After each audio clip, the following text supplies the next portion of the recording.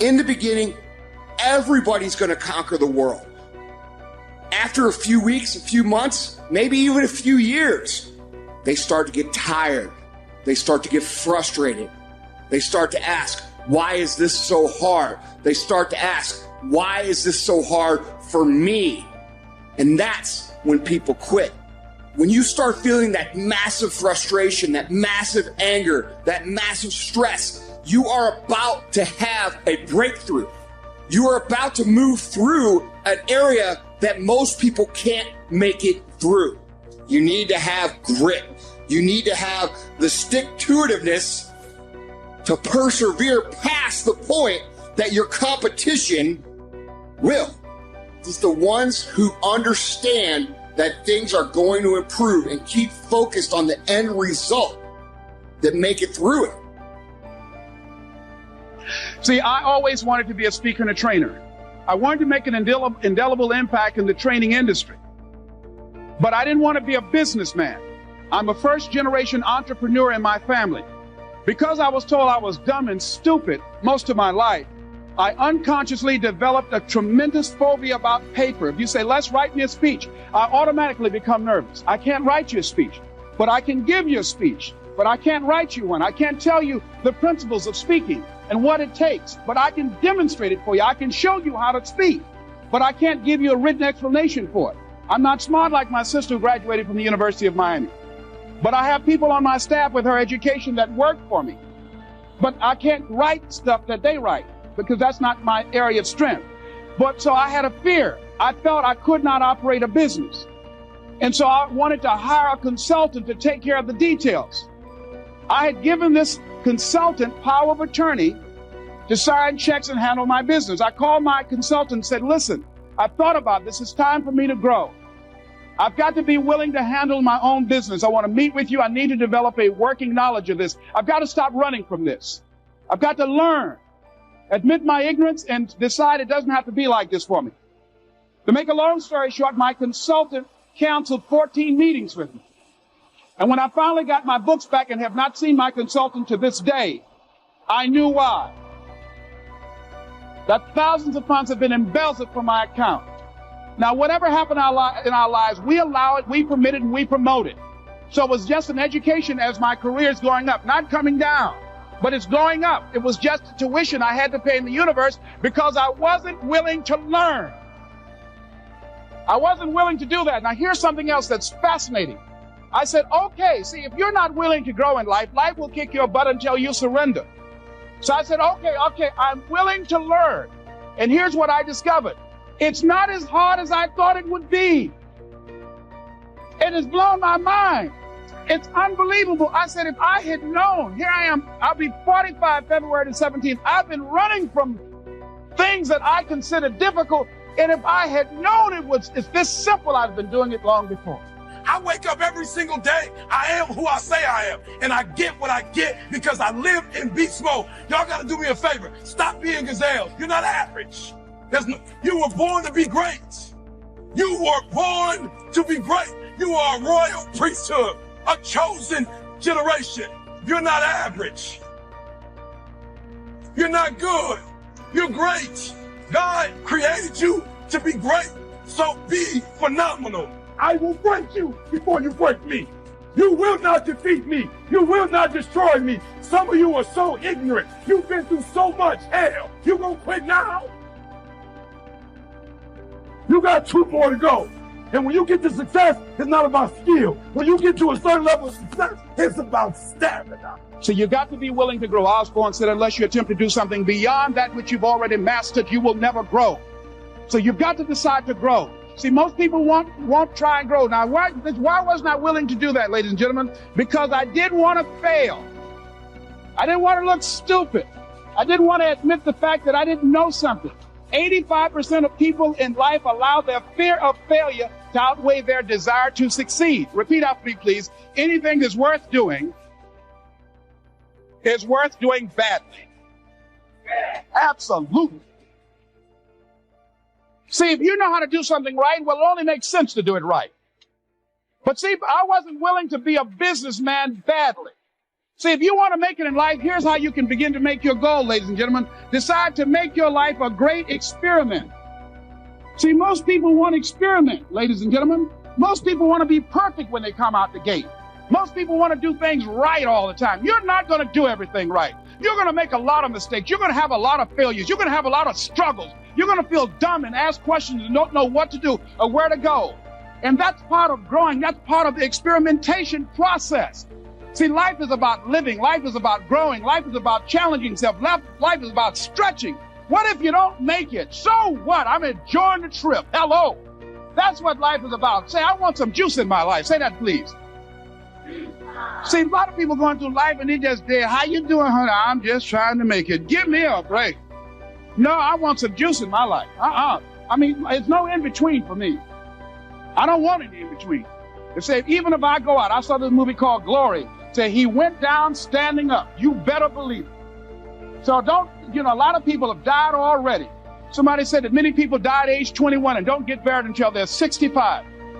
They play it safe. They don't take any chances. Well, as soon as I graduate, or as soon as the bills are paid, as soon as the children grow up, as soon as I get my divorce, all this kind of stuff up in here. No. If there's something you want to do, don't live like you have 1,000 years to live.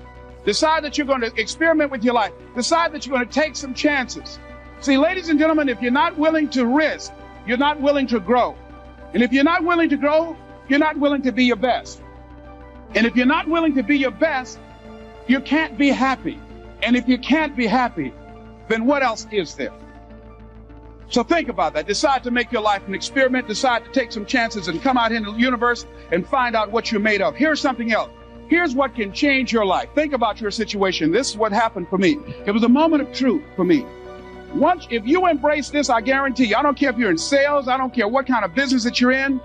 You can be in the mortgage business, automobile business, any kind of business. If you embrace this dream that you're thinking about, this goal that you have in your mind, this vision that you have of yourself, if you embrace this, ladies and gentlemen, it will change your life. This is what happened for me. You've got to get to the point where you can say to yourself, this is the key to changing your life. When you say that, repeat please, I have had it.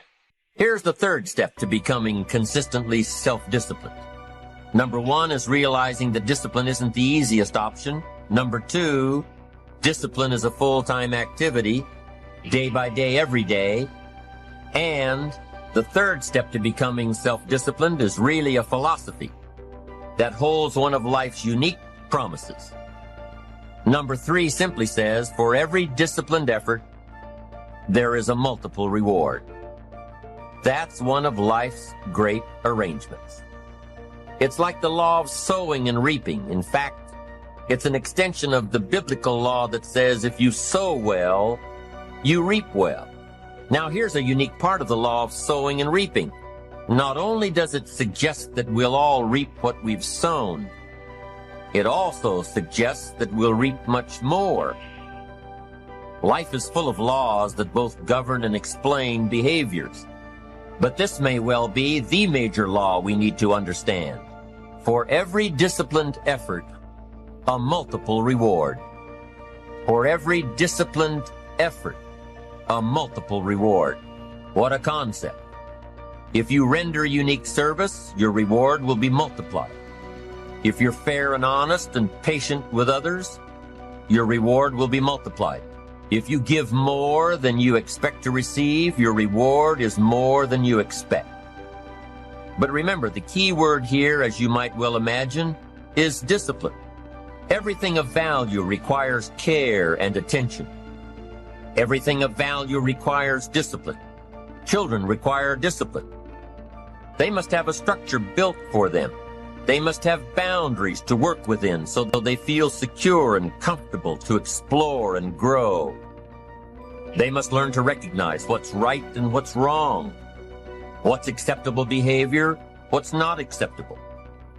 Children require unwavering discipline, consistent discipline, or they'll be confused as to how they're supposed to behave. Likewise, our thoughts require discipline. We must set up our inner boundaries, our codes of conduct, or our thoughts will be confused. And with confused thoughts, we'll end up being confused, hopelessly lost in the maze of life. and confused thoughts produce confused results. Look around you at this very moment in time. What might you be doing that needs attention?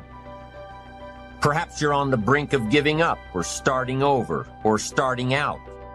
And the only missing ingredient to your incredible success story in the future is a new and self-imposed discipline that will make you stay longer and try harder and work more intensely than you ever thought you possibly could. The most valuable form of discipline is the one that you impose on yourself. Don't wait for things to deteriorate so drastically that someone else must impose discipline into your life. Wouldn't that be tragic? How could you possibly explain the fact that someone else thought more of you than you thought of yourself? That they forced you to get up early and get out into the marketplace when you would have been content to let success go to someone else who cared more about themselves. Your life, my life, the life of each one of us is going to serve as either a warning or an example. A warning of the consequences of neglect, self-pity, lack of direction and ambition, or an example of talent put to use. Some of y'all, you lying to yourself. You say you want to be great. You say you want to get to the next level. You say you want to be a national champion. You say you want a promotion. You say you want to start your own business. You talk too much. Shut up. There's nothing wrong with the opportunity. You're not giving 120. You're giving 70. You're giving 60. You're giving 50. And you want what these people who've given sweat, who's given blood, who's given tears, you want what they paid for, and it ain't free. You said you want to be great. You want to do great things. You want to have great. You want to be great. Listen to it. But on the other hand, you comfortable with average. Stop wasting valuable time. Knowing that if we begin to live our lives as if each day were our last, our lives will take on a whole new meaning. And whatever it is, sports, life, business, whatever it is, health, listen to me very closely. You got to change that mindset. You, me, or nobody is going to hit as hard as life. But it ain't about how hard you hit. It's about how hard you can get hit and keep moving forward. How much you can take and keep moving forward. That's how winning is done. Self-preparation. Be ready for tomorrow by doing all that you can today, setting your goals. Set a goal that will make you stretch for what it will make of you to achieve it. What a brand new reason for setting goals. What an all-encompassing challenge to have a better vision of the future, to see what it will make of you to achieve it. So there you have the two components of positive self-direction. Number one, self-knowledge, knowing who you are and what you want to do with your life. And number two, self-preparation, getting ready for the opportunities before they come your way. You need both aspects for positive self-direction. Figuring out who you are and what you want, and being prepared for the day you reach your goals, being ready, being worthy, becoming the person you need to be in pursuit of what you want. What good is an opportunity if you're not prepared to take advantage of it? It's no good. Won't do a thing for you. Be prepared. Self-preparation. The benefits are, number one, it moves you toward your goals, and number two, it refuels your ambition. This method of self-preparation involves 3 steps. Step 1. Carefully consider where the next opportunity for reaching your goal will originate. Where will it come from? Will it come from networking with your colleagues? Will it come from reading the last book that you bought? The book that's still sitting on your shelf waiting to give you some answers? Will it come from you taking the time to think it out? Where will it come from? The next opportunity that will push you forward. If you don't know, here's what you have to do. For each major goal of yours, the top priorities on your list, for each of these, take out a separate piece of paper, one single sheet per major goal, Write down your goal at the top and start listing all reasonable resources. Write down every possible place that you could find the opportunity to achieve this goal. And with each resource, classify them. Ask yourself, is this resource a sure thing? A good bet? About even chances? Unlikely? A long shot? Ask yourself these questions and classify all of the resources you have written down. That's the first step. The second step in this method of self-preparation is to make sure you know what you need to do to be prepared for your opportunities. Go through your entire list of goals and resources and classify them. Break each resource into concrete steps of preparation. Start by working on the sure bets first, and then move down the line. The long shots will come through every so often, but start with the resources that will serve you best now. Get ready for the opportunities before they come your way. Step 3 in the self-preparation method is to do all you can to make each opportunity more likely to happen. After you've determined what you have to do to get ready to be prepared, after you've determined this, see what you can do to expedite the process. What can you do to increase the likelihood of this opportunity? Go over it and over it and over it. Use these 3 methods again and again as you assess where you are now and where you have to go next to keep moving toward the achievements that are most important to you. Step 1, consider your resources. Step 2, determine what you have to do to get ready. Step 3, expedite the opportunities. And by the way, this method of self-preparation works wherever you are in your journey, whether you're close to your goals or whether you're just starting your journey of self-direction. This method works. Have working knowledge to draw from. Continually work on yourself in preparation of where you want to be. Build a reservoir of thoughts and ideas and philosophies and experiences that are your own. Build, grow, change, get ready, be prepared. Be prepared for a life worth living. Now here are the 4 ifs that make life worthwhile. Number 1, life is worthwhile if you learn. Nothing worse than being stupid. Life is worthwhile if you learn. Learn from your personal experiences. Learn from other people's experiences. Second, life is worthwhile if you try. Now you've got to take what you've learned and see if you can try your hand at it. Someone says, well, you can't try, you have to do. No, you have to try. I put the bar up 2 feet and asked the kids who can jump 2 feet. I can, some say. I can't, some say. I don't know, some say. How are you going to know? You don't. You've just got to try. Just back off and run at it. How are you going to know if you don't try? Now, what if you knock the bar down? Does that mean you can't jump 2 feet? No. You have to what? Try it again. Of course, you have to try. Try it another way, but try. Try your hand at it. When the record book on you is finished, let it show your wins and your losses, but don't let the record book show that you didn't try. Let's talk about today's greatest adventure, and you'll see in a moment why the word today in the title is meant literally. You've heard the definition of success as the progressive realization of a worthy goal. The purpose of this message is to tell you of a wonderful way to keep realizing, to keep achieving your goals one after another in the years ahead. A goal sometimes seems so far off, and our progress often appears to be so painfully slow, that we have a tendency to lose heart. It sometimes seems we'll never make the grade, and we come close to falling back into old habits which, while they may be comfortable now, lead to nowhere. But there's a way to beat this. It's been used successfully by many of the world's most successful people, and it's been advocated by many of the greatest thinkers. It's to live successfully, one day at a time. A lifetime is comprised of days, strung together into weeks, months, and years. Well, let's reduce it to its lowest common denominator, a single day, and then still further, to each task of that day. Look at it this way. A successful life is nothing more than a lot of successful days put together. It's going to take so many days to reach your goal.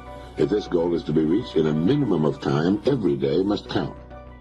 I have helped people and gave to people who sued me, who lied on me, who betrayed me, who broke my heart and let me down. I have been betrayed so many times that when you don't betray me, I'm shocked.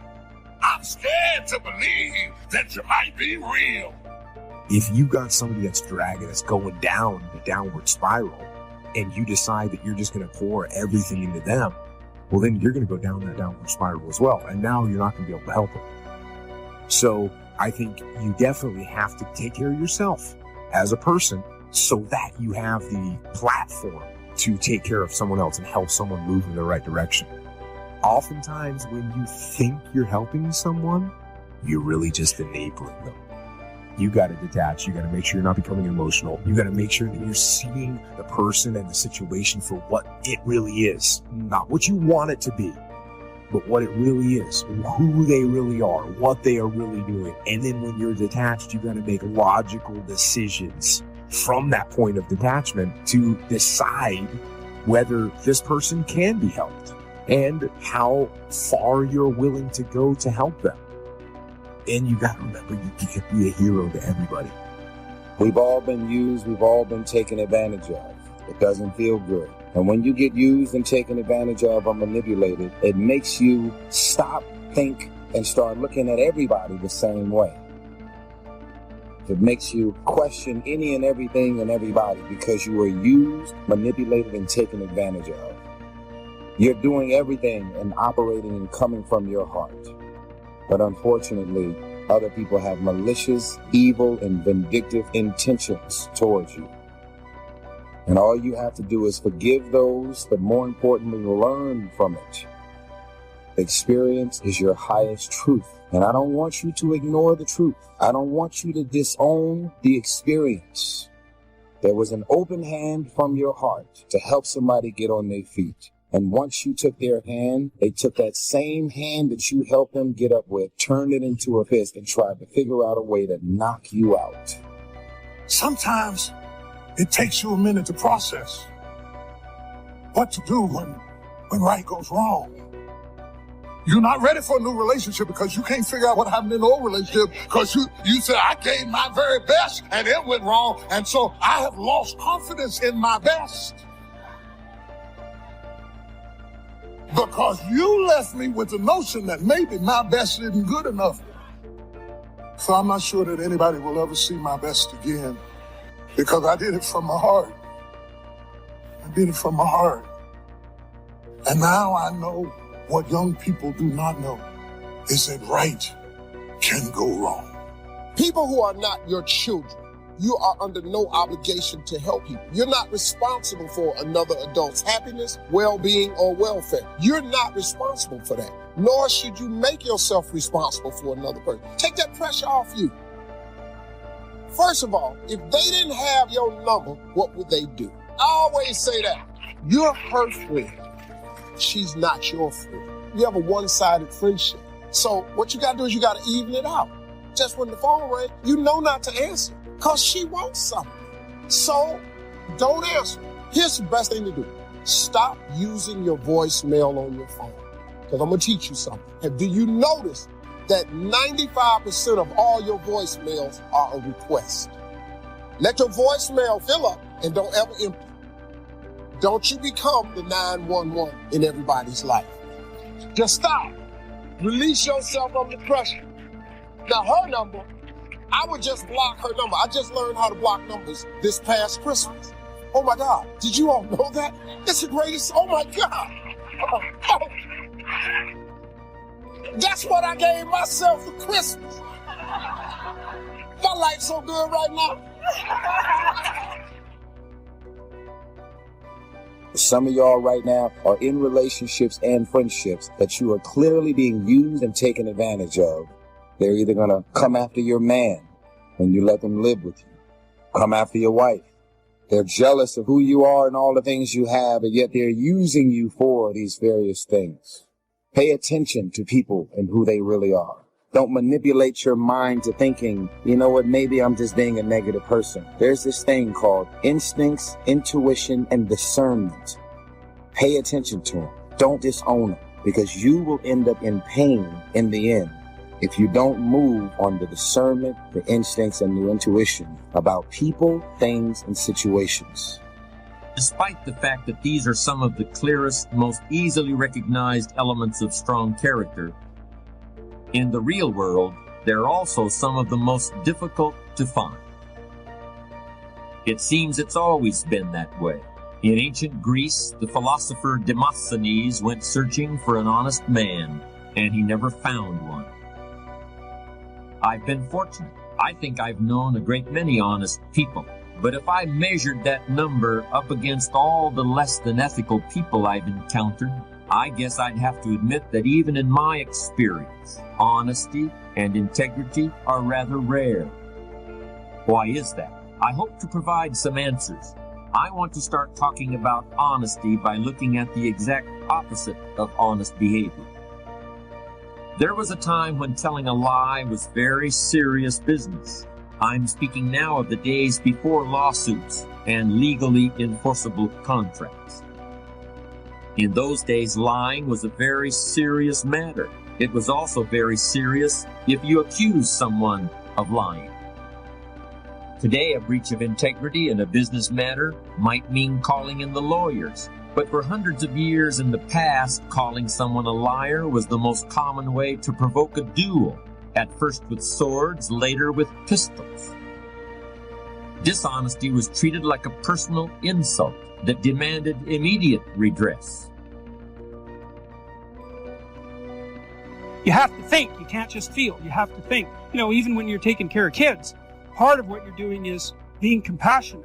But if you're too compassionate towards your kids, then you do everything for them. And if you do everything for them, then they grow up useless and they never leave and they hate you and they hate everything else too. It's a bad idea. You know, there's a rule if you're working in a place like a nursing home. And the rule is, it's a harsh rule. Do not do anything for the people that you're taking care of that they can do for themselves. And so if they have to struggle to feed themselves, you don't bloody well intervene and feed them. You let them maintain their damn independence. And you have to be a hard-hearted bastard to do that. You know, to watch someone struggle like that. But you're furthering their medium to long-term independence and development. And you do the same thing with your children. Treating your children like they're endless permanent victims is a very bad idea. Everyone knew the big problems that could result if you got caught. So lying to another person took a certain amount of, what's the right word? Foolish bravery, maybe. But there's no such risk today, is there? Some people lie all the time without thinking about it. Most people know when they're being lied to, which they may find irritating, but they just accept it. Maybe they decide to become liars themselves. In any case, very few duels are being fought. To explain this, I think we can make a comparison between how some people today feel about lying and how they feel about money. It used to be you either had money or you didn't. When you bought something and the bill came, you had to pay it or there was an immediate problem. There were only two alternatives. You took care of your debts or you were a thief. Some people would literally take their own lives if they couldn't honor their debt. I'm sure we agree that's not exactly true any longer. Many people don't feel the same kind of personal responsibility about paying debts promptly. And today, of course, we can put off paying for our purchases as long as we can make the minimum payment on our credit card.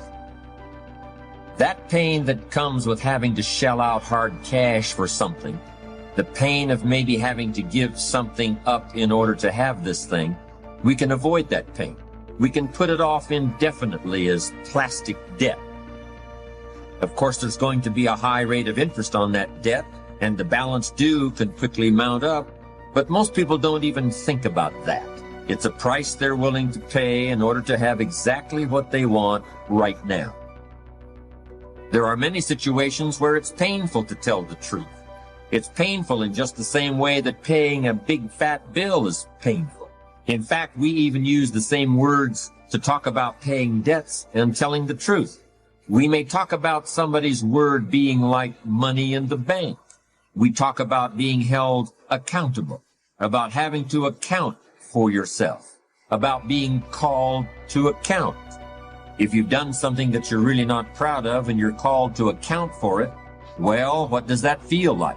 How do you handle it? What are your options when you've got to explain something that makes you uncomfortable? Well, it's a bit like that moment of decision when the credit card bill comes every month.